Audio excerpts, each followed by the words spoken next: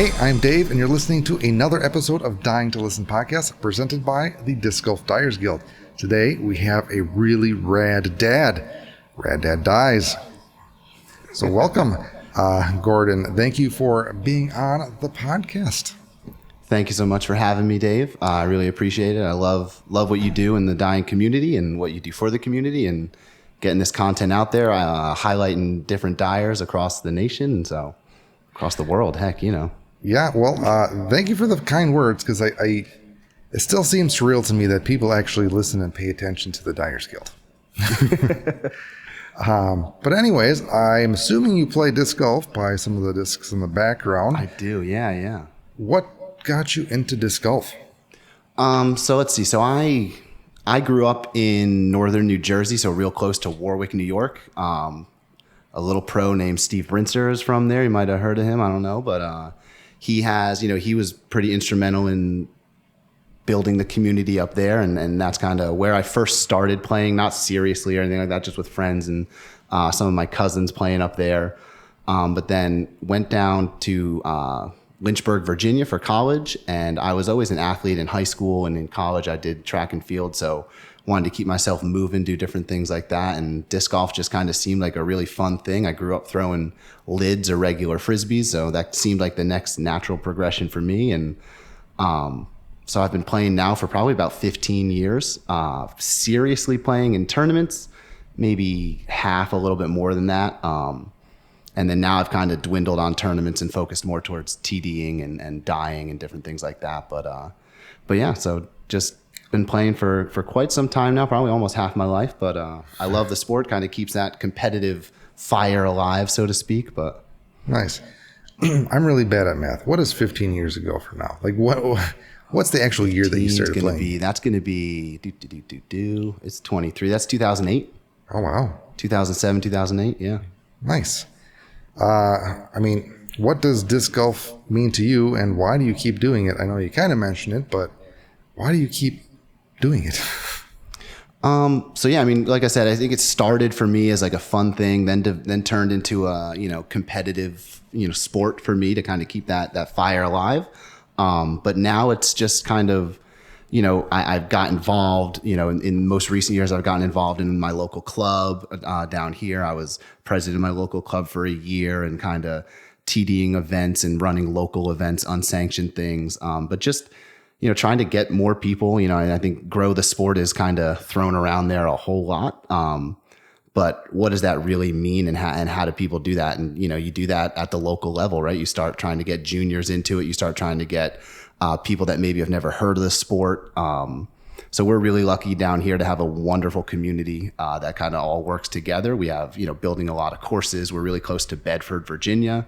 We're neighbors to Bedford, which are going to be hosting Worlds next year. So it's really exciting. But yeah, just trying to get people involved, trying to have a lot of fun with it, and just keep the fun in it, right? So that's what we all do it for, is for fun, and we wouldn't do it if there wasn't any enjoyment in it. So yeah, no, that's awesome that you're doing that. It is a lot of work, and I appreciate the effort that you put into it. What got you into tournament directing, and any tips for anybody that would like to do it?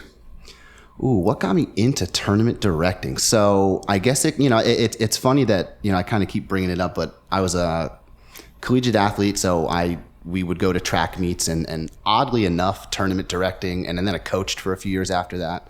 So tournament directing is very similar to running a track meet. Like there's a lot of preparation. There's a lot of, things that you have to think about, obviously, out of bounds, and, there's some parallels there, maybe not the best connection, but, kind of the preparation and going into it.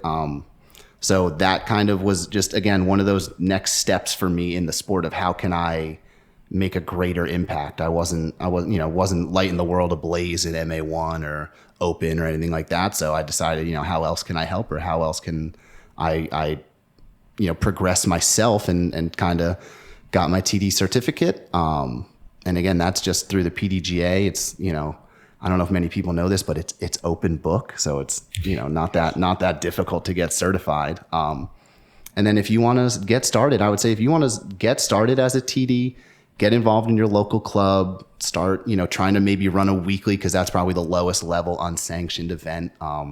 Run a weekly, get some people involved, get the feel for what it's like to kind of manage players, manage the end of if you play for money, things like that at the end. And then just kind of progress from there. And then I started with a C tier, ran a few C tiers, and now I run a B tier down here called the Battle for Bedford. It's about, 5 different courses, 350, 400 players, depending on the year.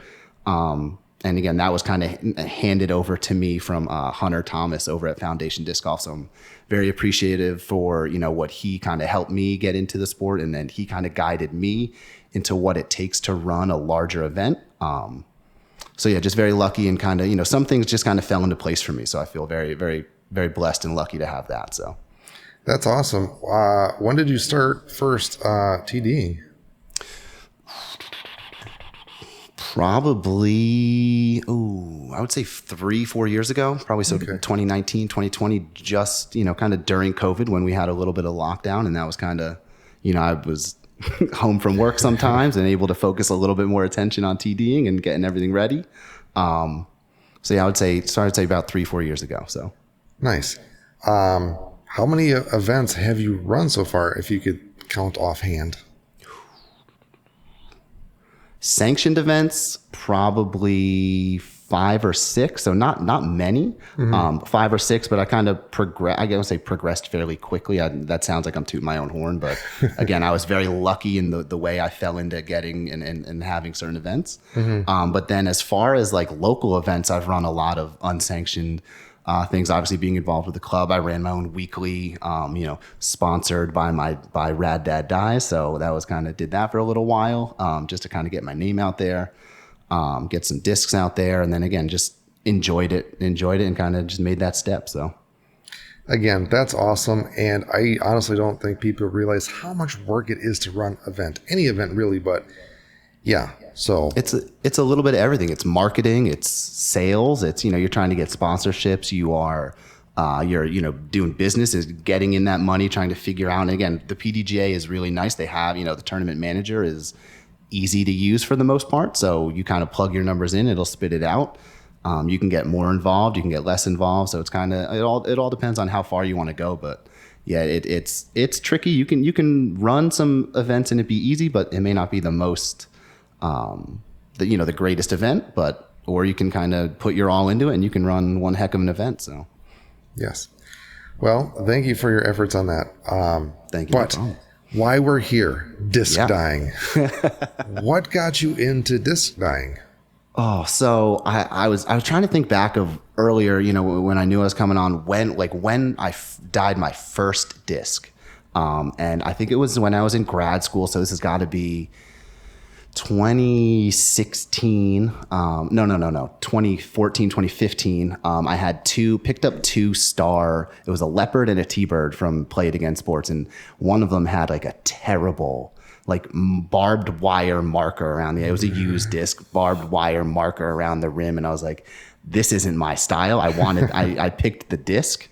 I was like, this isn't my style. So what can I do? And I think it was, I think I mixed up at the time Rit synthetic with some shaving cream, just in some little cups, poured it out onto another shaving cream bed, and kind of made some designs. I made one, the Easter egg was like an Easter egg style was one of them. And then the leopard did not cover up that barbed wire very well, because again, it was, Rit didn't saturate too well. I didn't know about ratios and all of that at that point. So I was like, I kind of put it away and didn't really get into get too serious into it. I would say until just before COVID, until 2018, late 2018, 2019. Again, right when a lot of people started dyeing discs. What got me into it? I just kind of, had some extra time. I always feel like I've had a artistic side, I guess. In high school, I was in the art honor society, things like that. And it was just a way, again, to kind of express myself on something that I enjoyed. It was fun to do. I could dye my own discs. And when I ran out of those, I was lucky enough to have friends that gave me their discs, because they enjoyed a few of the discs I dyed, and they didn't get too mad at me when I gave them some bloopers or some duds, because there have been a lot of duds. but yeah, just kind of, wanted to kind of express myself a little bit, and disc golf dyeing seemed like a good way to do it. So. Do you still have those first discs that you dyed? I don't. So the leopard, I think I lost. And the T-bird, I threw that for a while. I threw the T-bird for a long, long time. But I lost that one as well. I do have, when I first got back into dyeing, or when 2018, 2019, I dyed a Glow PD2. And that was one of the first ones that I was like seriously getting back into it. I bought dye and all of that. I do still have that one though. So nice. So you mentioned that was kind of your next forte into disc dyeing. What did you do for that, for like a method?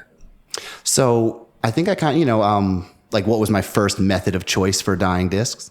Well, yeah, you did the shaving cream, but after your like first few discs, after, your big forte into dyeing that got you going. I enjoyed it. I would say some of the dyers that kind of inspired me were Mike Kemp was a big inspiration at first. And again, that shaving cream style, what he was able to do with some of his shaving cream designs. But then just kind of pushing. It's never been about money for me or anything like that. Just kind of, my friends enjoyed it, so I was able to. I had more friends at the time that played disc golf, and they would like some dyed discs, so I tried to do that. And then, I started out with shaving cream, and then just trying to experiment with shaving cream. I did dye poly and just sprinkled it on the top, and then did lotion beds for a little while, some Queen Helene, things like the classic lotion to use. So all my discs smelled delicious for a long, long time. And then just slowly started experimenting, trying different things. I remember trying something I called the suspension method, which was like taping wooden skewers. I don't know why I thought it would work or anything like that, but it was so the disc wouldn't necessarily sink into the bed as much, just taping wooden skewers to the top. It didn't really work out too well. Created a lot of air bubbles and things like that. So, but yeah, just slowly starting to learn and try different styles. I don't know if I would say I had like a signature style. I think I like at this point stencils the best, and kind of mixing stencils and either beds of any type, like glue or shaving cream, or then even kind of throwing a spin on the end there. But yeah, I would say stencils are probably my favorite ones to do now. So what kept you disc dyeing? Like, did your first dyes discourage you? Like, I'm not any good at this, or what kept you disc dyeing? So I think, I'm an educator, so I taught first grade and kindergarten for a little while. I think one of my philosophies is that, you always be a lifelong learner, right? So once I got into it and realized all these different methods, different ways, experimentations, it just kind of fueled me to keep going and to try and, I knew I would have some duds, and I knew I would probably lose a few discs or some wouldn't come out the way I wanted, but I remember taking notes in a notebook and, trying to say like, put this amount again, before I even knew about ratios. I was on, the Facebook Disc Golf Dyers page on Facebook for a while. And, back when I started, people didn't really share things very often. It was kind of, I don't know how long you've been dyeing or anything like that, but people didn't really share things very often. I think that's one of the reasons I gravitated towards Mike, is because he was one of the nicer guys who was able to say like, hey, this is what I do. This is kind of how much I mix in, and these, kind of even sent me some pictures at some points. And that kind of just inspired me to keep learning more about it, researching and experimenting. And I think that's kind of my philosophy now. It's like, I'm not going to hold anything back. If anybody has any questions for me about how I did something or what I did, I'm not going to say, no, that's not proprietary information. I need to, I'll share that. I'll help you dye. I've helped a few people locally, like what kind of dyes they want to buy. How do they set it up? Cause it can be expensive, but it also can be, as cheap as you want to get with it. So. Yeah. And again, that's the goal of the Dyers Guild, is to help share that information and build a community and help other people who are new to disc dyeing that have obviously questions, and someone's got to answer them. Yeah. And yeah, that I started disc dyeing right after COVID, give or take. But information was sparse, all over the place, and hard to come by. But dyers nowadays, they got it easy. Yeah. Yeah. At least I'm trying to make it easy. Yeah. You search different, obviously with all the, I think a lot of great things came out of COVID. Content creation is one of them. You know what I mean? So people posting videos of how they dye and posting things like that and then sharing that information. So I guess we can thank COVID in a way for that. If there was a positive that came out of this terrible, terrible thing, it's that, at least in the disc dyeing community, people started sharing information. So I was thankful for that and searching for different things. And again, I think you learn from failure and experimenting. So there's obviously, what's the word I'm looking for? There's obviously growth out of that and good in that. But I think also having that information is easy to try and lay out. You can still fail. You can still have an outline of exactly what to do. This temperature, this ratio, this deep of a bed, this, and it can still fail. So, there's always that. Yeah, no, it's, I've experienced that myself. It's like I followed the instructions, but it turned out like poop. Yeah. And it is art, and it does take a skill and finesse and intuition, I think is the word that I'm looking for, of how to do some of the things. But if anything, it's just practice. Lots and lots of practice to know how things work and how to get what you're looking for, and making a lot of those mistakes. I don't want to say, yes, dyers have it easy because they have all the information to them. And like the old people would say, well, they don't learn and they don't make mistakes. Well, it gives you a jumping start to progress further and faster. But exactly. What is I know you said stencils. What other methods do you like for dyeing? So, I think I want to say I've tried them all. I've tried, gotten Floetrol. Maybe not them all. That's a little, because there's a lot. Yeah. Glue beds. I've really dove into glue beds a little bit recently. I like those geode rock style ones, and kind of, a little bit of what like Mowgli does. And then kind of mixed in with, I know Tanis does a lot over at Daddy Mac. So kind of, seeing how they, manipulate the beds with just dropping the dye in, and different dyes act differently on the types of glue. So it's kind of cool just to see that, give that like natural look. So yeah, like I said, I like stencils. I bought as I said, I was an educator. So I framed buying a silhouette to my wife. I was like, well, I'm going to use this in the classroom too. It's like, when my main goal was buying it for disc dyeing and cutting vinyl for disc dyeing, I did use it in the classroom a little bit, and then also cut out our name and number and put that on our mailbox. So I've used it for some practical applications, but the main motivation for purchasing that was definitely disc dyeing. So that was, one of the reasons. And it's cool just to design, like to sit in the silhouette studio, design different stencils. I think one of my things I love when it spins, right? I think that's what the fascination with Hook Lab is. It looks so good when it spins. So that's kind of when I do stencils, I think that's probably one of the things that's in the forefront of my head when I'm dyeing a disc is, what is this going to look like when it's spinning through the air? Some of them come out good. Some of them, they don't. Do you create your own stencils from scratch at all? Some I do. So I do like I have one, let's see.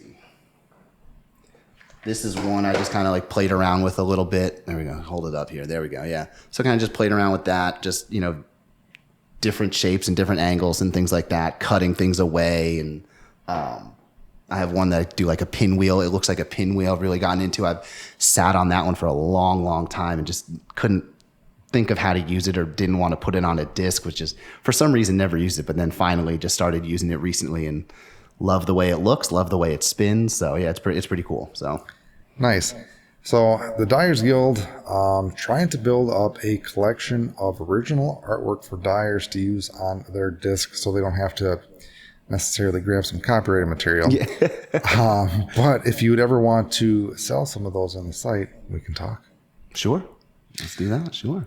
How do you get your dye on your disc with the stencils?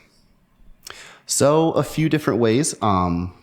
I've done, I know it's not the best to do, but I've done acetone. I've never been big into denatured alcohol. I'm not a big, I don't know why. I've just never, I think Tim Perkins told me once, it's like, you should probably use Everclear. That's a big one, right? Like Everclear, but They don't sell that around me, so I don't buy that grain alcohol there. So I wasn't a fan of the denatured alcohol from Home Depot and Lowe's and things like that. I know there's different ones I can use, but so I was led towards acetone. So sometimes painting it on there, but if you go too heavy, that'll peel up the vinyl and things like that.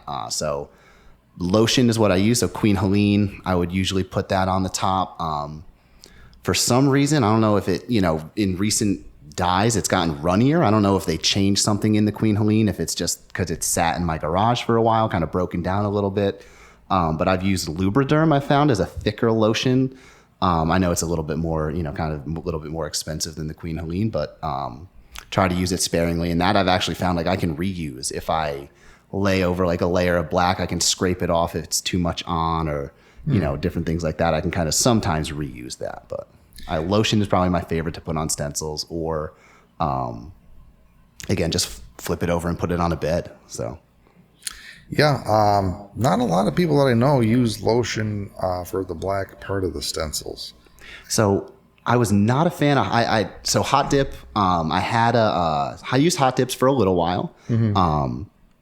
Again, we have a split level home, so I would go up in my kitchen. I would use my dyeing pan. I'd luckily never had any accidents up in the kitchen. But then I would dry it off, rinse it off, and then bring it down to the garage and finish it there. At one point I had a little hot plate and just didn't like the way that it came out, kind of, tough to dial it in. So I found that lotion for me works best for my outlines and things like that. I know that's, probably sometimes a little wasteful, but again, I try to reuse as I can. And I think it comes out deeper than some of the times that I've hot dipped. And maybe that's just the way I wasn't hot dipping correctly. You know what I mean? Wasn't dipping the right way, but. No, I find it fascinating how people do, to get the same results, they do it differently, but it's all the same results, more or less. Yeah. Do you use heat with your lotion?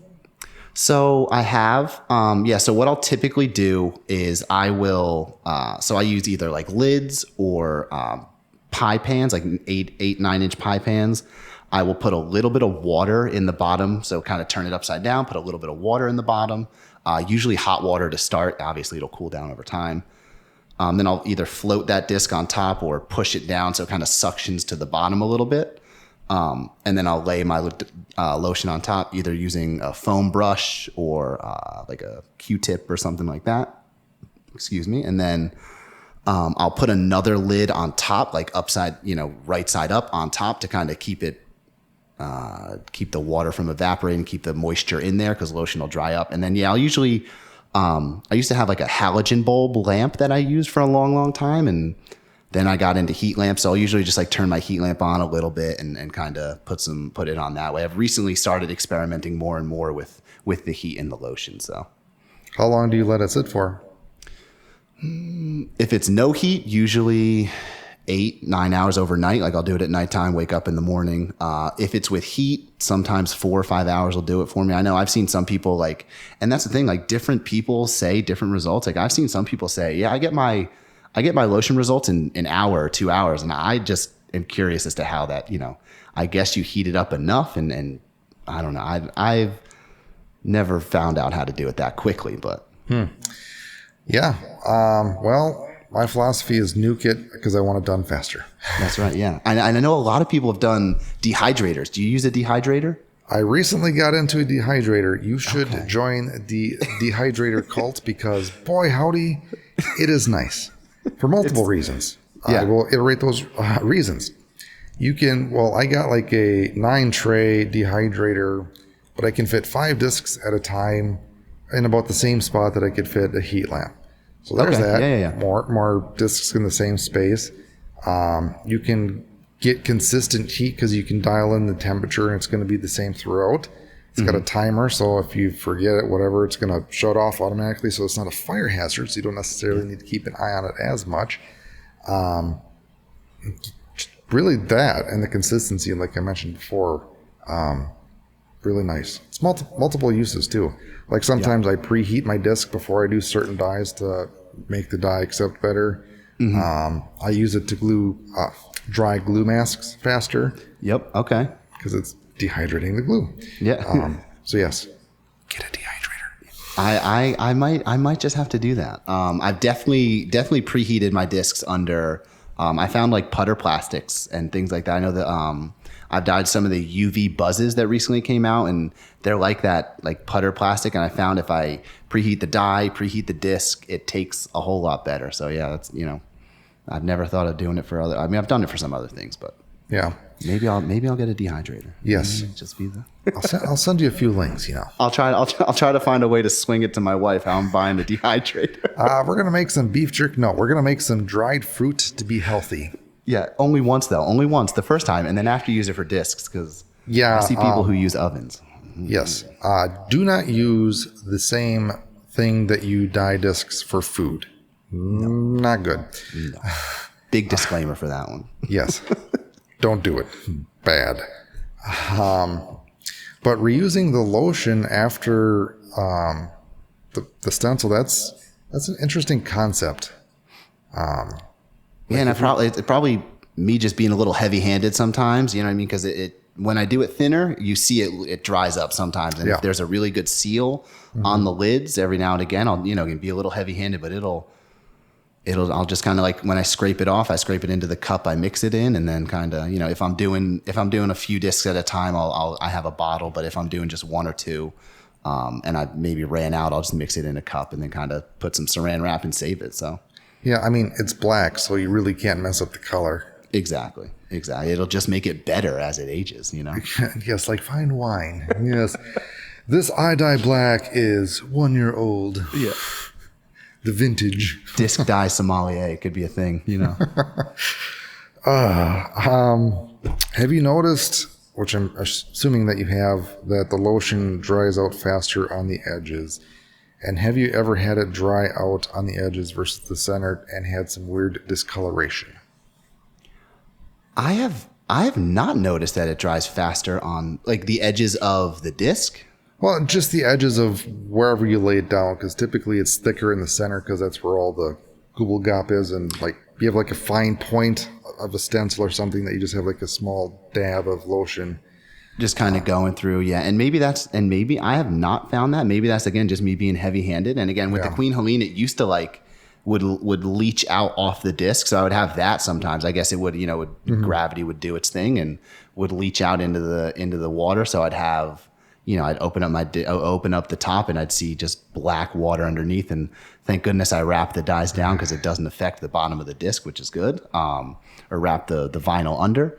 But I have not noticed that. The biggest thing for me, though, is like sometimes, no matter how much I prep or clean, that dang releasing agent that whatever is on certain discs, like that'll just like it won't take it all, and you'll see like the scrub marks in it, and it just won't take. Like I've had that happen to me multiple times. I'll do like sometimes Usually I will do Dawn soap to kind of just rinse it with my fingers in warm water, and then maybe like a light scrub of a magic eraser.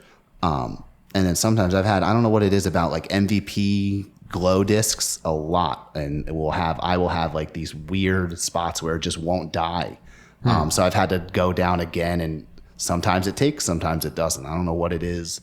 Something in the plastic, but I don't know. So do you like to keep the stamps or wipe the stamps? To me, it depends on the dye. To me, it depends on the dye. If I'm doing a stencil that is a little bit more detailed, I will probably take the stamp off because I want the focus to be on that stencil. If I'm doing just a bed over it or something like that, then I think I will, I'll keep the stamp and I'll just kind of do the design behind, so kind of incorporate the stamp in the dye in a way.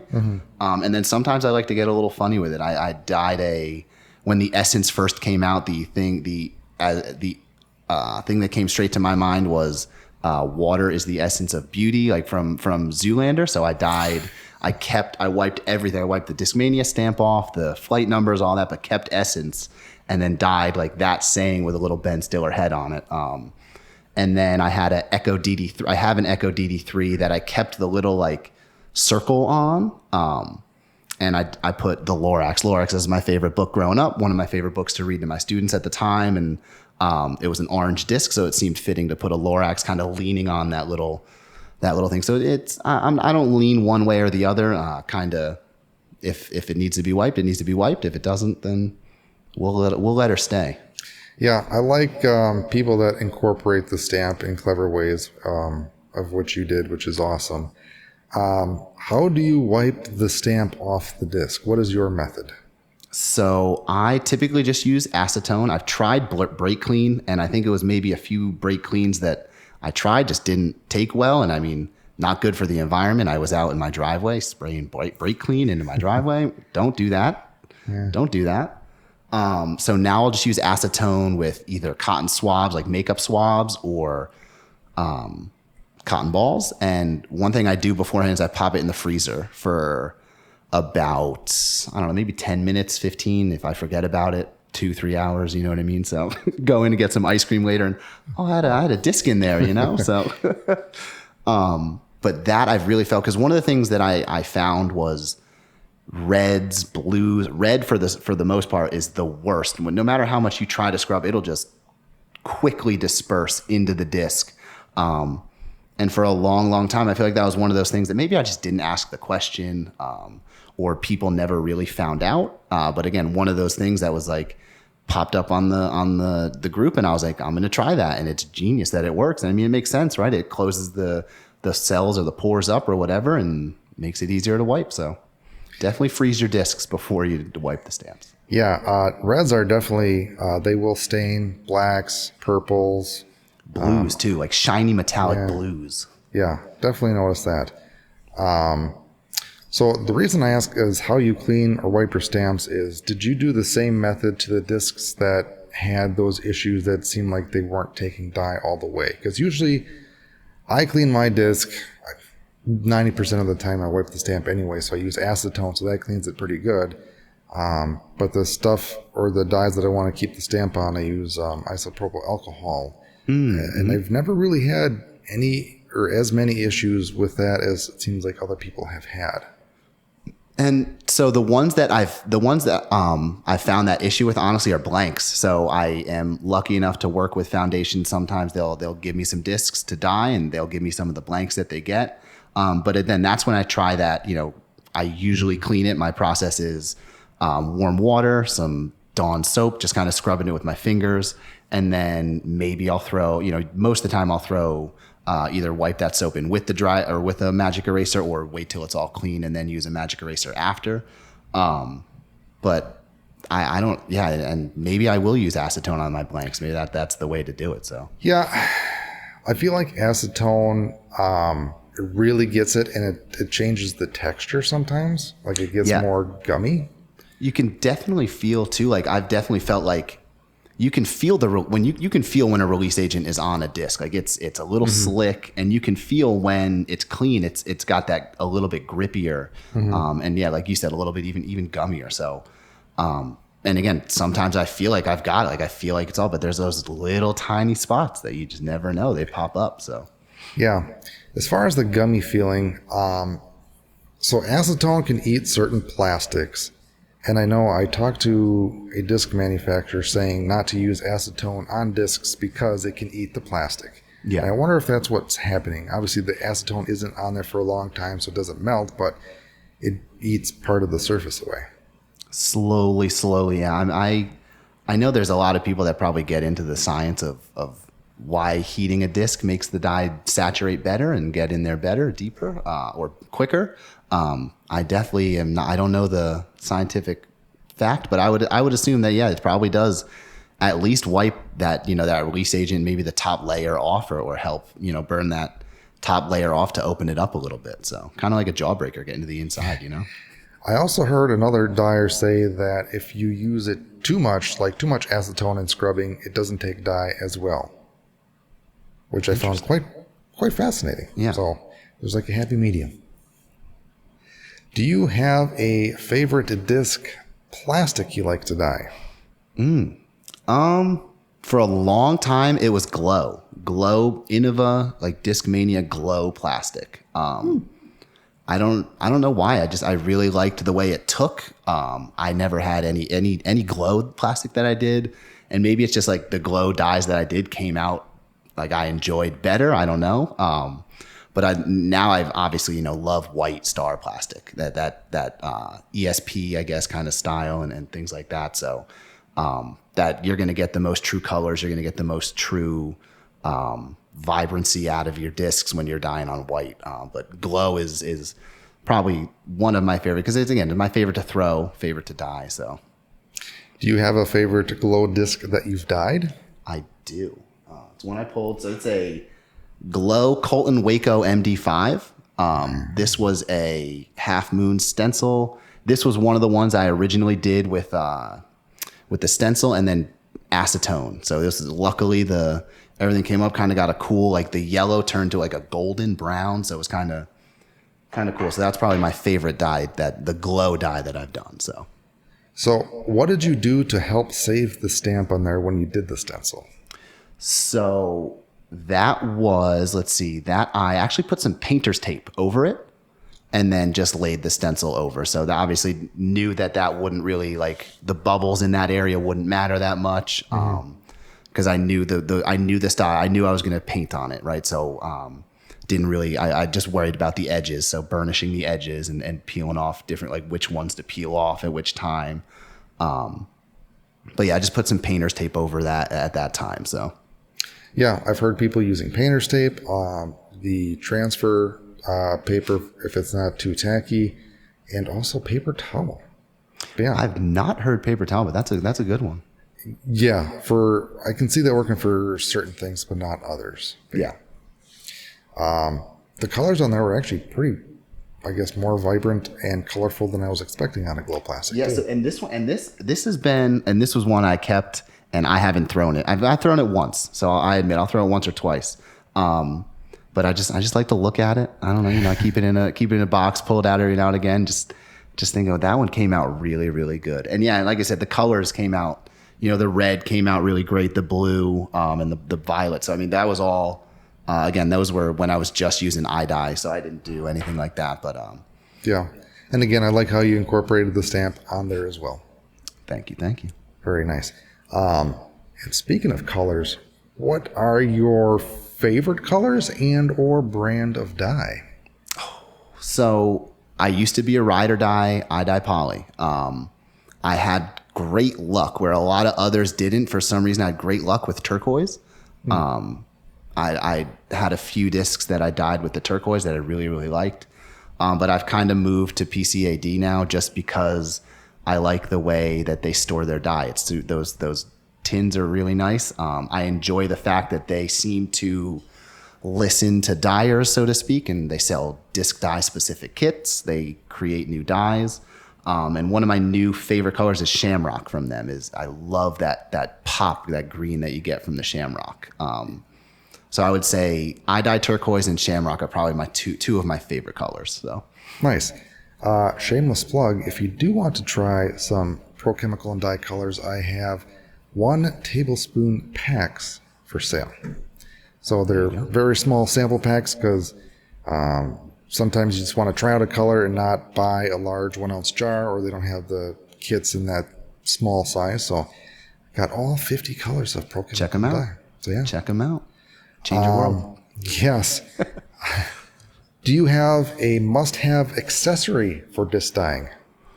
Ooh, must-have accessory. I would say that kind of depends on the type of dye you use, or the type of style you use, I should say, the style you do. I would say right now, for me, it's a torch. That's kind of what I use the most for glue to kind of get bubbles out. Again, obviously try to lay it without laying bubbles, but when you reuse glue, it for some reason just keeps, the more you move it, it aerates, so you have more bubbles in there. So definitely, I would say a torch would be great because, a torch is used, you can use a torch for cells. I don't really think you could use a torch. Maybe that's something to do. Torch for shaving cream. I don't really know, I don't know where you would experiment. I did that. If you make like a mound or any kind of bed, it smooths it out because it pops all the air bubbles. Oh, well, there you go. Yes. Well, I remember sitting there with it's like a hand Lazy Susan. I remember sitting with like one of those reusable scorecards, like that you can write and go on, and just trying to smooth them out the best I could back in the day. Yes. But yeah, I would say torch is probably my main tool of that I would recommend. I'm surprised you didn't say the vinyl cutter. A what? The vinyl cutter. Oh yeah, well yes, that true, that too. That's I guess that is. The torch is more versatile, I guess, but yeah. I only and that maybe I hand cut maybe 2 stencils, and I was like, I'm not doing this anymore. I'm getting a cutter. So yeah, so that there you go. So yeah, that's definitely I just use it so much and I guess I just didn't really think of it like that. But yeah, that's just much needed. try not to tell the wife. What vinyl do you like to use for your stencils? I use Oracle 651. I have found the matte white is my favorite. I don't know what it is. I like matte. I have a matte phone screen cover.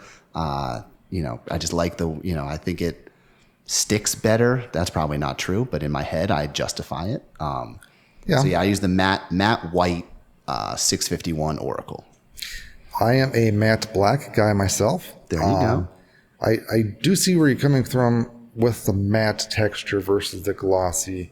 I think the matte is a little bit more malleable. That's a mouthful. And the glossy is just slightly more stiff. Or it could just be, placebo effect. Yeah. Why do you like white instead of black? I don't know. I don't know if there's a good answer for that.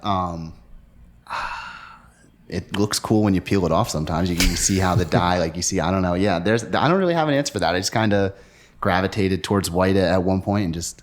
Actually, no, there is a good answer for that. Actually, sometimes so I used to be a peel my dye off or peel the stencil before I put it on the dye. So kind of peeled some things, and at the time I could see the lines a little bit better in the white, I guess, and that was where I went with that. So, gotcha. So do you currently weed on the disc now? Now I weed on the disc. Yeah. Okay. Now unless it's depending on the stencil. If it's a large stencil where I can peel it off, I'll probably peel off.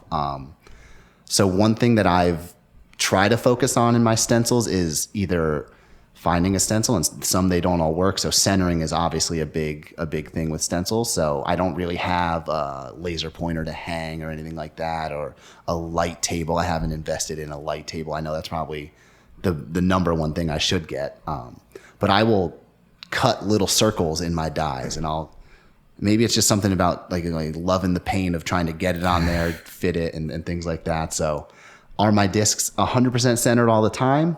No, but to the naked eye, is it visible?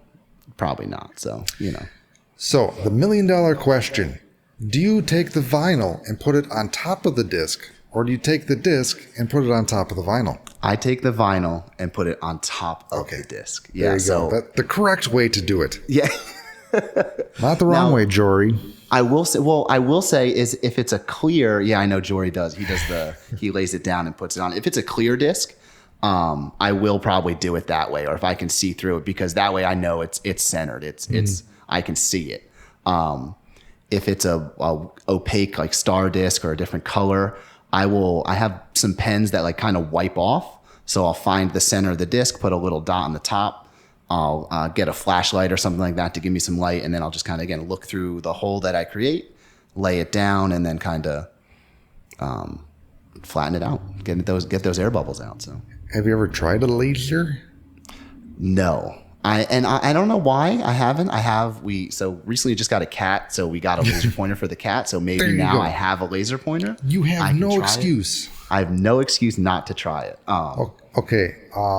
I think you could even use the arm that your mic is on. Just tape it to that. Oh. There you go. Yes. This is a recent purchase. So I have all the tools to put them together now. I like that. I'm going to try it. So to center stencils, you need to buy a cat. That's what we learned. That's right, yeah. Buy a podcasting setup, and that way you can center your stencils. Yes. I do have a kit or plans to build something out of PVC as well. Okay. The Disc Dyers Align Pro 3000. It's really easy to make, and it's nice to have. So you don't have to have something janky or something hanging from the ceiling that you got to wait 15 minutes for it to stop swinging. Yeah. Then you can mount a phone on it too. You can get some cool, you know what I mean? Get some content creation there. You know what I mean? So Absolutely. I like the way you think. Do you like to keep an inventory of dye discs, or do you dye on demand?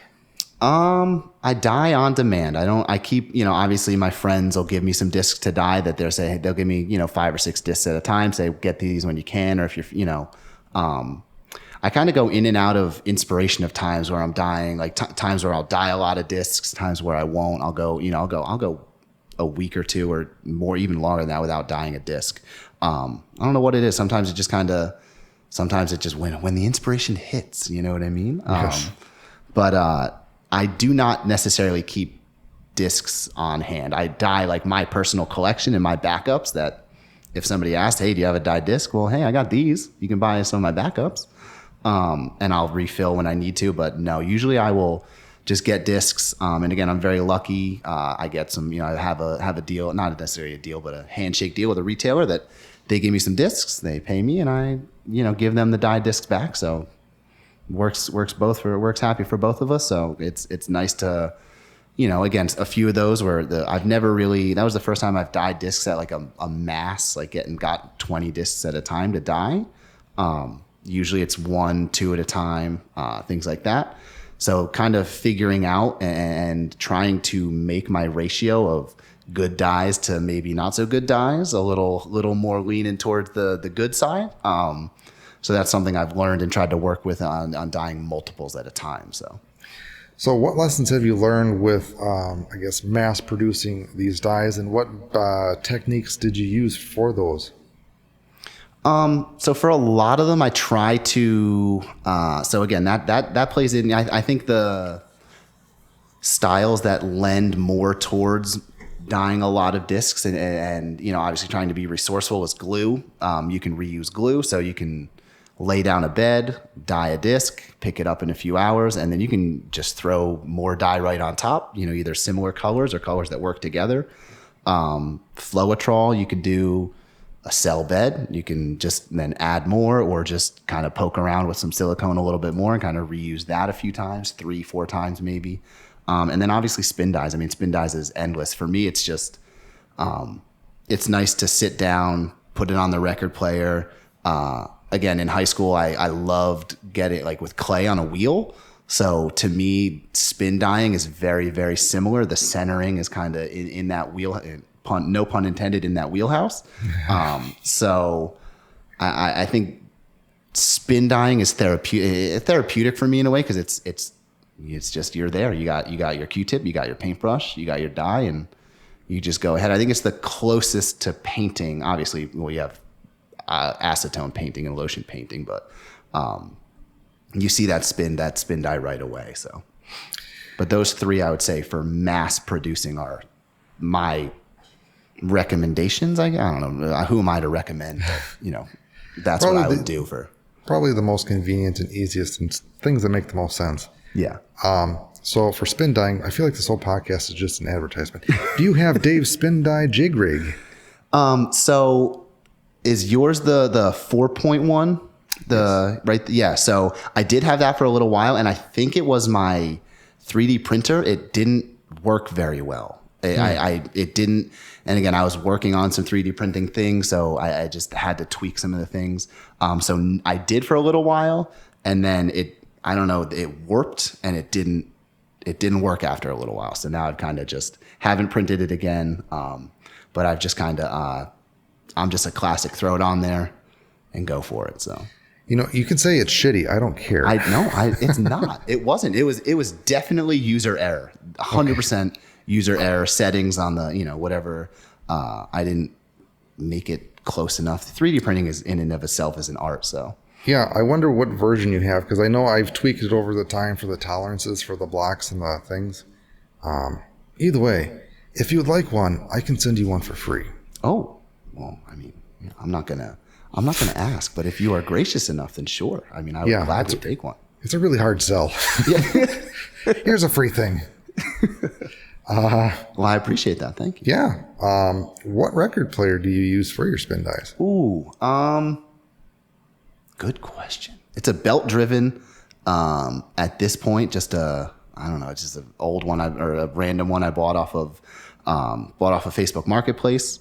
I've had to change the belt a few times just because of, I guess, overwear and things like that. Wow. But I've ripped off. It was one of those ones where you turn on and it automatically puts the needle over. So I ripped the needle off, kind of cut the needle off of that.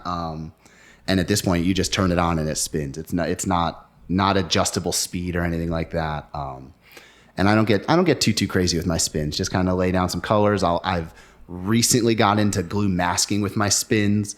But I'm kind of, just haven't gotten to the point where I'm comfortable enough to continue doing that yet. So I'm still practicing with that a little bit, but yeah. Also, back to the inventory thing. The other question I want to ask was, have you done or do you dye discs for your tournaments for prizes? So I did for a long time when I had my weekly, I would dye up like CTPs and things like that. I will donate to the local club some dyed discs and things like that. Again, I'm not, just want to get out and get good looking discs out there for people. I'm not really worried about, how much I make on it. I honestly probably lose money. I think sometimes it's a labor. It's just a labor of love. So kind of getting them on there and getting them out. But yeah, I will definitely throw some CTPs in there, things like that. I dyed some trophies for some Dubs tournaments and things like that. So nice. Do you vend at any events? I do not. I have not done that yet. I've thought about doing it this coming year, kind of get into that, but no, I do not. I don't have a vending setup or anything like that. Not too big, but I mean, it seems like you have some interest, but does it still interest you to vend? Yeah. I mean, I think I think the biggest thing for me is if I get enough discs to do that. You know what I mean? If I put the money out there to purchase those discs, to get. So, again, I'm fairly lucky in the fact that, I don't have to pay for the discs that I get to dye. So I dye them and give them back. And then, I'll pay for my own personal discs to dye, and my friends will sometimes get some discs and things like that. So I'm a little lucky in that aspect, but yeah, I probably will at some point move towards vending. Again, I've been thinking about it for this upcoming tournament. And again, I just I don't know if it's something in me that is like, I don't want to, I'm trying to make money off of my friends and like the local community in a way, you know what I mean? I feel bad in a way for that sometimes. And maybe that's just that's a me problem, not a anybody else type of problem. But I'm not going to like go out and charge a lot for a disc or something like that for locals or things like that. I'll usually try and do, I think that's the big thing with his money is how much to charge and things like that. And I mean, I've heard a lot of people talk about that. So yeah, I mean, in my mind, you're not taking advantage of your friends because they want to support you, and you're creating one of a kind, unique disc that is totally awesome. So yeah, you can just think of it as that way. Very true. Very true. Yeah, pricing. Yeah, we can get into that, but we could talk. You could have a 2-hour talk just on that. So yeah, my thoughts are that people are undercharging for their dye discs. Yeah, I agree 100%. So that is that. Do you have any fail stories through your dye career? I do. Fantastic. So the biggest one for me. So again, starting out, I didn't know much about, and how do I say this? I may be ignorant to the heat thing, right?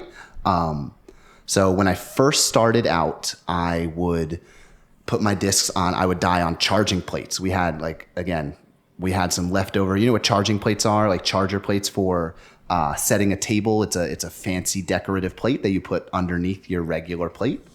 Okay.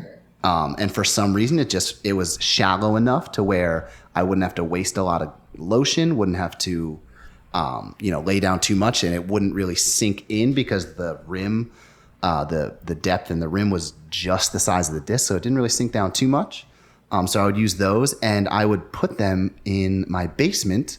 We have our ductwork going through, and it's an exposed roof. So I put my discs on top of in the wintertime, I would put my discs on top of my ducts in my basement. And I don't know if at some point it, like with the heat kicking on, it vibrated enough and it just dropped a disc down, and like I heard something, and I went down, and sure enough, I went down, and there was lotion all over the floor. Luckily, it's a tile floor, so it was easy cleanup. We have a cooler down there, and just a little splash got on the cooler. And that's the only thing, thank goodness, that got dyed and ruined. But other than that, like, you know, every now and again I'll be clumsy and knock a bottle of acetone over on my table or something like that, and I'll curse to myself and be mad at myself and have to pause for a second. But I would definitely say that that one dropping in my basement kind of taught me a lesson of, you gotta be a little bit more careful about where you place your discs and what you're doing when you're dying. So that is probably the uniquest place that I've heard someone placing a bed. Yeah, and I have not done that in a long, long time. Okay. The heating lamps have kind of stopped me from doing that. But yeah, during the winter time, it was great because it's kind of, you know, it's like a seed mat. It heats from below, and I mean, the logic is there. But yeah, luckily you were lucky on that, because it could have been a lot worse. A lot worse. Yeah. Oh yeah. Yeah. Don't do that. Yeah, no, I would not recommend that to anybody. Yes.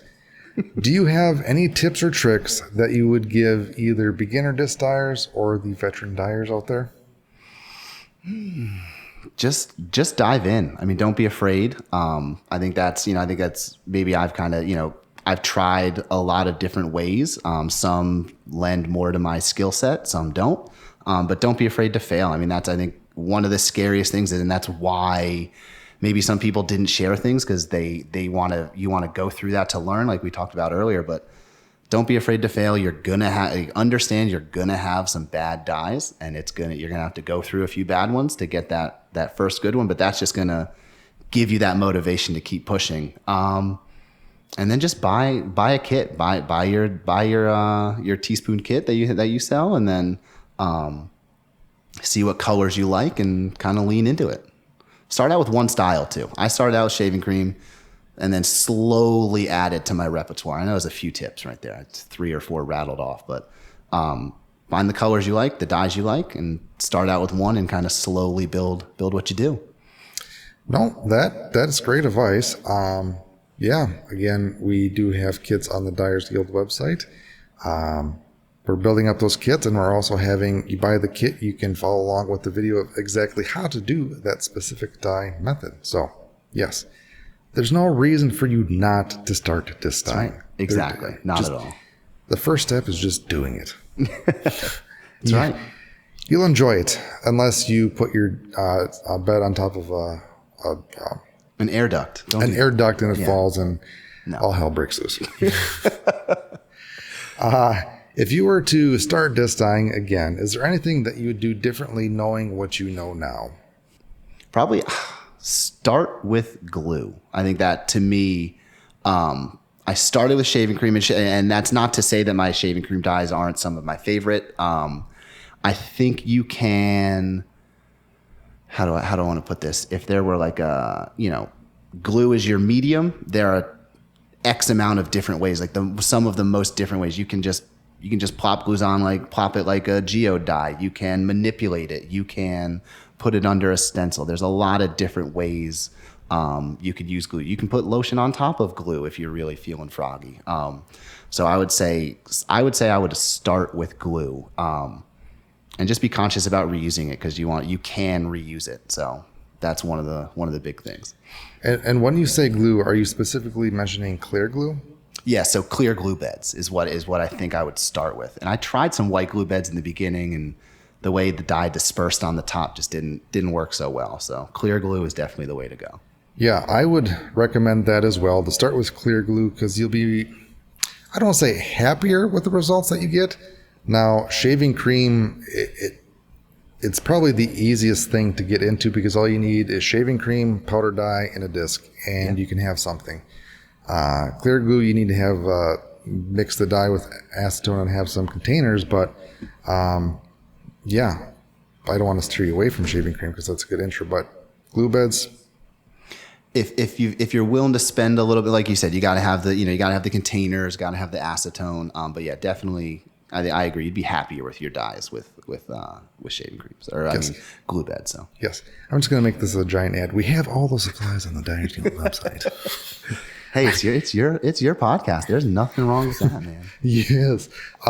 It'd be nice if you can buy it through the site because it supports the Dyers Guild as well as the other vendors on the site. That's right. A good vendor on there is Delicious Disc Ivan, so I'm calling you out. He has a lot of blank discs on there as well as dye supplies, and he does sell iDye poly if you're into that jam. That's right. So that's all I have for disc dyeing specific. Is there anything that you'd like to talk about disc dyeing specifically? What is your favorite? I'll ask the question. What's your favorite dye to do? What do you like? Well, hey, I'm the host here. Well, my favorite style would be stencils. Okay. Colored in that are shaded to have some depth. And I prefer a cool, clear glue bed background. All right. Do you glue mask over or do you so I've seen a lot of people use clear vinyl and they'll cut it out, or do you glue mask over? Now I'm asking some questions. I'm curious. I like learning. Well, good questions. Very good questions. My order of operations is I do the stencil. So I do the black part. I used to do the hot dipping, but now I've been doing the denatured alcohol. And I've been liking the denatured because there's hot dipping. It's a lot of stuff and a lot of stuff that can go wrong and or spill because you have a giant tub of dye that's hot. So yeah, I do the denatured alcohol with currently iodine black. I'm going to try some Prochem. So I weed only the parts that I want black. Then I do the glue bed because we can only get the blacker. Yeah. You might see some of the pattern in the stencil, but that's fine. So I do the glue bed. Then I do the coloring in. I either use lotion or I just paint it on with acetone. All right. Well, now I'm going to go try that. So Yes. wonderful. Yeah. So yeah, I definitely use iodine black. I've found that's the deepest blackest black you can use. I know Onyx is out there and that's a PCAD color, and Dark Dungeon and things like that. But I have found iodine black for me is the one to go. So Yes. Dark Dungeon is the worst black. I say that because Jory is the one that named it. So it's the worst color ever. Yeah. Have you ever used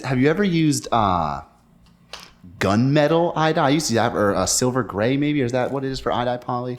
I think it was gunmetal that I've used. Yeah, I like that. I use that. Sometimes I would mix that with my, a little bit of black, a nice silver sheen almost to it, I feel. So I've used it more for a grayish. Okay, yeah. So yeah. All right. Well, do you have any other questions for me? No, that's it. That's all I got. I was just curious. What do you like to do? And again, I like to ask questions, just not on the Facebook page because people can't. Well, we have a Dyers Guild specific Facebook group that is there if you would like to join. I think I may have. I don't know. Sometimes I try to stay off Facebook sometimes for only disc dyeing stuff, and I will definitely join if I have not already. So yeah, if you don't like Facebook, by all means, don't go on Facebook. But if that's your thing, by all means, do it. So yeah, well, I got to learn a little bit about your disc dyeing and how you do things. Now we're going to get to know Gordon on a more personal level. Oh, all right. Yes. So the first set of questions that I have is favorite fave. What is your favorite band or song? Ooh, favorite band. It kind of fluctuates. I have 3. I think my all-time favorite band is Red Hot Chili Peppers. Grew up, seen them at this point. I've probably seen Dead and Company more times, but growing up, to me, I feel like Red Hot Chili Peppers was the most influential in where I was in my life. And then favorite song by them. Oh, I like All Around the World. And then I'd probably say, that's probably my favorite song by them. I love the guitar and the John's riff and Flea's riff when they're together on that song. So I love that one. So yeah, you picked a good band because as soon as you said that, their sound was in my head. Yeah, yep. Yep. So yeah, you know exactly what you're getting with them. And then Dead and Company, Grateful Dead are, right there. And then third favorite's going to be Enter Shikari from they're a British like electronic post-hardcore kind of, they kind of change their style each way, but yeah, it's really, really good. If you like, good beats and a little bit of screaming, a little bit of singing, you'll like them. I will definitely have to check them out because I don't think I've heard them. Yeah, they're good. They're fun. Nice. All right, next question. What is your favorite food? Pizza, hands down, easy. Pizza. I'm from New Jersey originally, so New York style pizza. Found a few spots down here in Virginia now that make some pretty good pies. So yeah, hands down, pizza my favorite food. Okay, you're a pizza guy when you say it's a pie. Yeah. What are your favorite toppings on the pizza? Sausage and pepperoni together on there. Yeah, and I'm a little weird. I put people like I like salt, so I put salt on my pizza. People usually scoff at it when I do that. I put salt, garlic powder, and Parmesan on it. So. Wow, I've never heard of anybody putting more salt on a pizza. Yeah, you think that cheese and all the other stuff probably unhealthy, but do you just like normal food at all, or you just kind of dump the salt on there? Yeah, what is your favorite beverage? Right now, tequila and Topo Chico. Okay. If I'm going adult beverage, if I'm going soda, I don't drink much soda, but I like root beer. And I try to drink as much water as I can, but put tequila in it to drink water. Yes. Looks like water, so it's the same, right? Yeah, that's right. Exactly. Also, you said soda correctly, which it's called soda, not pop, not Coke, soda. Soda. Yeah. It's also a bubbler. So besides the disc golf, TDing, and the disc dyeing, what other hobbies do you have? Play some video games every now and again when I can. But honestly, right now I'm just kind of focusing on family when I have, any time that I'm not, any time free time that I have is kind of going into disc golf and dyeing at the time. But then 90% of the time I'm with my family, with my son.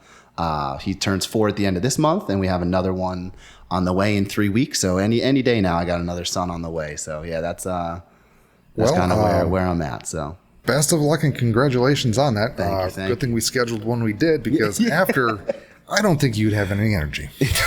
Yeah, timing was impeccable. Yes. Do you bring your son disc golfing? I do. I try to. I think took him a few times this spring when it got real hot down here this summer. But then I'll probably take him out this fall a little bit to get him out and get him really into it.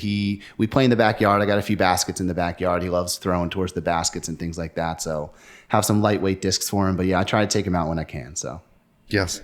Usually courses that have playgrounds on it. So when he doesn't, he throws 3 holes, he wants to go play in the playground. I'll get a few holes in and go play with him. So.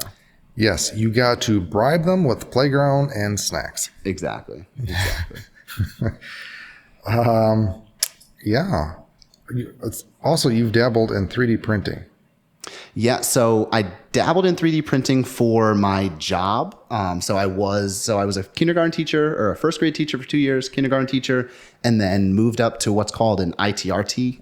So instructional technology resource teacher. So incorporating technology into the classroom, figuring out how we can do and connect various different softwares, programs, and things like that. So our director was nice enough to purchase some 3D printers, and he probably won't see this, so I used it to practice.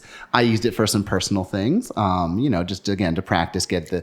And as you can tell, I got your dye jig. I bought it, and I didn't do it well enough, so I still need to practice some on it because it warped and it didn't, But so I did a little bit of 3D printing and CAD designing there. That's definitely not a strength of mine. It's something that took me a long time to really figure out.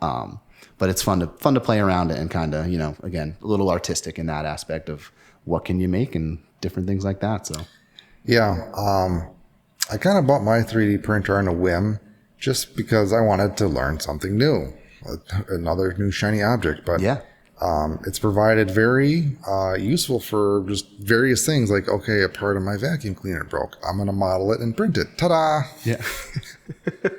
I see. I haven't done that. I haven't done any. I think the most practical thing I did was made a candy bowl for people in the for the security clerk in the school. So I made a candy bowl for her, and then made some little school mascots to give out and things like that. But have not like printed anything that's broken. So. So what got you into teaching, and what is your current day job? So my mother got me into teaching. My mother was a kindergarten teacher for 25, 30 years. I think I knew, since I was in high school, I knew I wanted to be a teacher. I knew I wanted to go into education. So again, I taught came down to Virginia for school, got my degree and then postgraduate degree in reading instruction. So taught kindergarten and first grade, and then was an ITRT for 3 years. And now our team kind of got absorbed by the curriculum and instruction. So I am what's called an academic coach. So again, still working again through. So my lens now is technology, kind of looking through, and that's the strength I bring to it. But trying to help put best instructional practices into the classroom, help teachers the best way they can, and still dabble in that technology a little bit with the students. So that is really awesome, and sounds actually really fun. It's fun. Yeah, it's great. I mean, I still get, I don't have the stress of a classroom anymore. That behavior management of a classroom. I can go in and kind of have some fun with the students. So that's kind of what I enjoy. And then I also get to, teach bigger students and help bigger students and teachers, because what are we all but we're all learners, and that's kind of the philosophy I have. So one of the things I like is I get to still deal with teachers or still deal with students and be with students, and also now kind of my pool got a little bit larger, I like to say. So yes. And respect for teaching kindergartners and first graders, because thank you. But that's our child is 6 now, and that's all I can say is kudos. Thank you. Yes. Yeah. It's definitely a lot of patience and a whole lot of funny voices and a lot of things with read alouds and trying to have some fun. So yes. So have you ever thought about teaching disc dyeing? I have not. I mean, I've done. Yes, I have. I just haven't put anything together. I know. What is out at Ledgestone? They have the disc dyeing academy and things like that. Academy. Yep. So I've seen that, and that's far away from where I am. And like I've done like one-offs. I've never really like sat down with anyone and dyed with them. But I've definitely like typed out or written out some like, I don't want to say instructions, but like tips and things like that, and walked people through.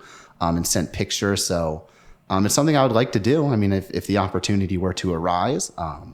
And again, I've thought about running some, at local events, just haven't gotten anything together, anything like that. So again, all you need is a little bit. So kind of get some people going and just trying to figure out the details around how to figure that out. But well, I am your opportunity, and I have arisen. Oh, there we go. So if you're interested, there's a few ways that you can get involved if you want. One is like creating we're calling them master classes. So you record whatever tutorial you want to do on a specific method or whatever you want to do. You can sell it through the Dyers Guild website.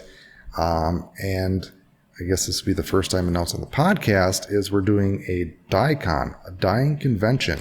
So I think I saw you post about it, I think, right? Did you? Yeah. Yes. Yeah. So it is going to be a virtual event. Okay. So potentially, if you'd like to be one of the presenters on something like that, we can figure something out. If you would have me, I would love to join, Dave. Yes. 100%. So I will keep you in mind, but keep that in the back of your head if you ever want to do any teaching or anything. And potentially the Dyers Guild will be looking for also local area disc dyers to teach classes at like disc golf shops or any other dye events, because the Dyers Guild will help out with that as well. That's awesome. You're doing, as they say, you're doing the Lord's work, Dave, helping out. Don't build up my ego. Helping just, again, growing the community, doing it the right way and teaching people. And again, that I've said it a few times. That's my philosophy, is lifelong learning and helping people out. And I'm not, not one of those ones to say, no, you shouldn't try it this way, and experiment and have some fun. So I don't have all the answers. I got a few. I got some tips I've gathered along the way, some tools in the toolbox, but Yes, all good philosophies, because you can never have all the answers, and there's always going to be someone better than you. Exactly. Yes. Exactly. Next section. If you had to pick 3 discs to use and play for the rest of your life, what would they be and why? So DD3, I'm a big Discmania fan, Discmaniac, if you will. DD3. Simon came to the light, so, Simon came to the good side. Yeah. So DD3 for my driver. And again, they have different molds. So again, I really like the C line, the new C line, not as overstable as some of the other earlier Cloudbreaker runs and things like that. The Instinct, I love that fairway. When that came out, that was one that just kind of, again, various plastics has different, stabilities and overstabilities and things like that. And then the P3X, I love the glow P3X, the way it feels. Again, that glow is my favorite plastic. And that disc is one that I've hoarded a little bit of. Yeah. That and then Rock 3s. I got to throw the Rock 3 in there. So I know you said 3, but I'll give you a driver, a fairway, a mid-range, and a putter. An asterisk. I don't think I've really thrown a lot of Discmania discs, honestly. I think I did like the P3 putter at one point in my disc golf career, which is only like a couple of years. I'm a beaded putter kind of guy. I know that's one of the things, you're beadless or beaded.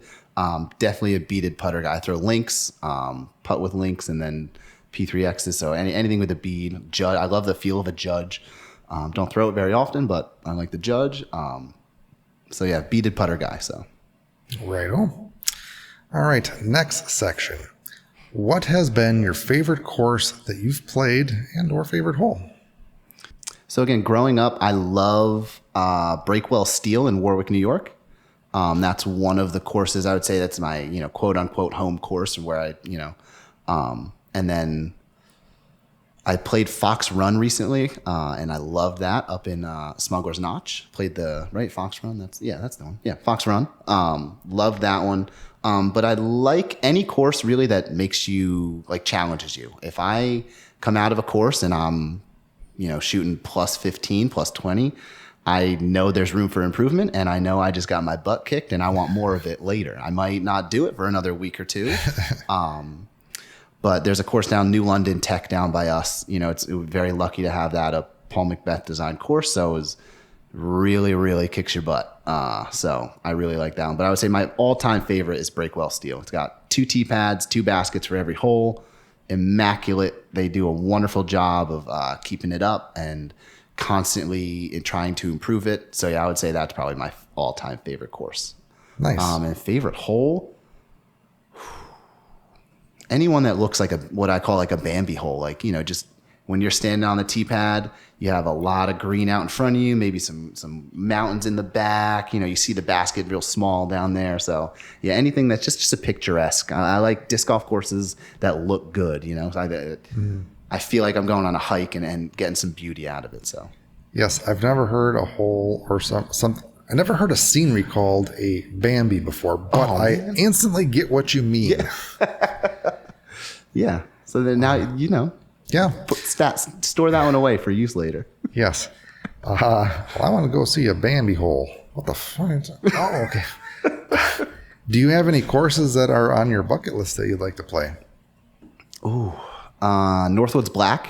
That's obviously just played that one fairly recently. I think again that's another challenging course that I would love to play. And then honestly, I scratched one off fairly recently at Smuggler's Notch. I have some cousins that live up in Winooski. So we would, first time I've kind of gone up there with disc golf in mind to play. We've always gone and visited and things like that. But first time I've gone up there with I'm going to play that course. I've had that on the list for a while. Yeah, those two are probably the two that I would like to play the most. So Awesome. Well, it's cool that you got across one of them. Got off your across one list. of them off. Yeah, yep. Next section. If you had to pick a pro disc golf player to play around with and hang out in general, who would it be and why? Who would it be and why? My favorite player has always been Simon. I love, I used to watch a lot of his vlogs and still do watch some of his vlogs. So I really enjoy, he just seems like a nice guy, a cool guy I want to hang out with. Feel like, would throw some jokes around, and I love the way he plays. If I had that ability to play that way, I feel like I would throw Simon lines, but I'll try every now and again, but I can't. They do not work. So Yes, it's definitely a special skill set to throw unique lines. yeah. Do you dislike him a little bit more now that he is with MVP? Not at all. Okay. I've no. I don't have any issue with him, chasing the bag or whatever you want to call that.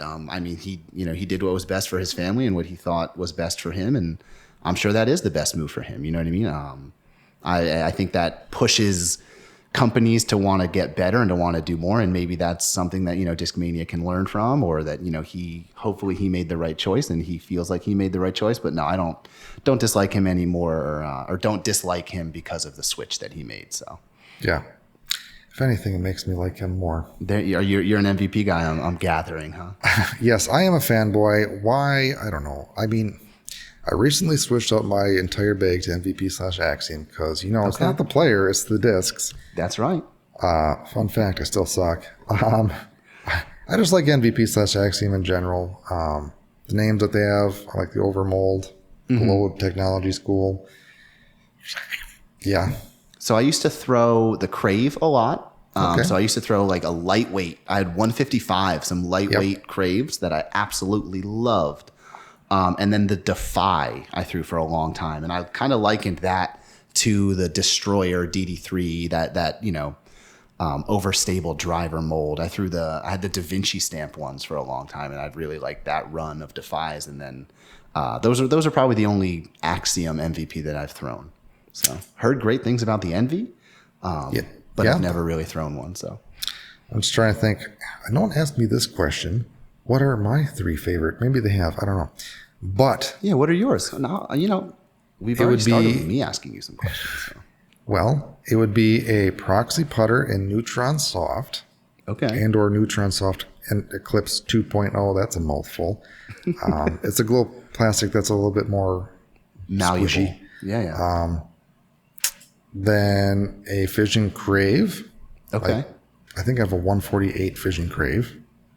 And a Fission Wave. I have a 158 Fission Wave. I have a noodle arm, if you can tell. Fission plastic to me is so interesting. It's it's kind of like Pro. It feels like it is a specialty plastic, right? But it doesn't feel like one.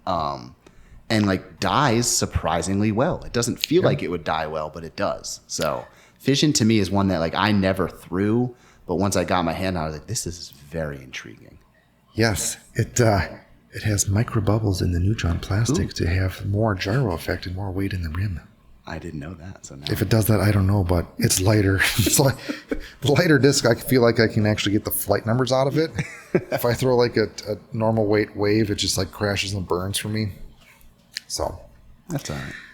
All right. Well, we got to know you on a personal level and on a dying level, and I appreciate all the information that you have shared so far. Thank you. So where can people find your work? So find me on Instagram, Instagram only, at Rad Dad Dyes. Or you can go to my Instagram, Gordon Merck. I have it linked there as well. But yeah, so at Rad Dad Dyes on Instagram is where you can find me. And I post, awesome. I'll start posting in the Dyers. I think I do follow the Dyers. I'll start posting some in the Dyers Guild. And I'll post every now and again in the Disc Golf Dyers Facebook page. But yes. So you will be raffling off a disc. Is that correct? I will be, yeah. Do you have that disc handy or not? You don't. All right. Can you explain? Ooh. So this is a Lux Tactic. So it's one of the graffiti stamps came in the mystery box a few years ago. This is a cell die that I did that honestly was kind of one where I was like, I think it was second gen or something like that. And I was like, I don't know how this is going to turn out. And I think it came out really cool. I don't throw the Lux Tactic very much, so it's just sitting here. It's too pretty to sit on my shelf, so I would love to raffle it off. And again, the proceeds will go back to Dyers Guild for you, so there we go. All right. Well, that is actually a first of the proceeds coming back. So thank you very much for that. Problem. No problem. One, if you want to get an amazing disc by an amazing dyer, you can get entered for as little as $1. So if you head to dyersguild.co/raffle, you can get entered for that. The raffle will be live when this podcast gets released and will be live for 2 weeks. So if you want to get that awesome disc, by all means do that. And if you would like to support the Dyers Guild, that helps as well. So There you go. Again, I greatly appreciate that. Thank Hey, you. no problem. Dave, I appreciate you having me on. I'm honored to be on here. I know you've interviewed some great dyers, so I just to be in that company is awesome. So I appreciate that, and just getting my name out there, getting some work out there. So hopefully, I'm more than happy. So I appreciate that. Yes, again, it was an honor to have you on as well. So until next time, guys, we'll talk to you later. Bye. Have a good one.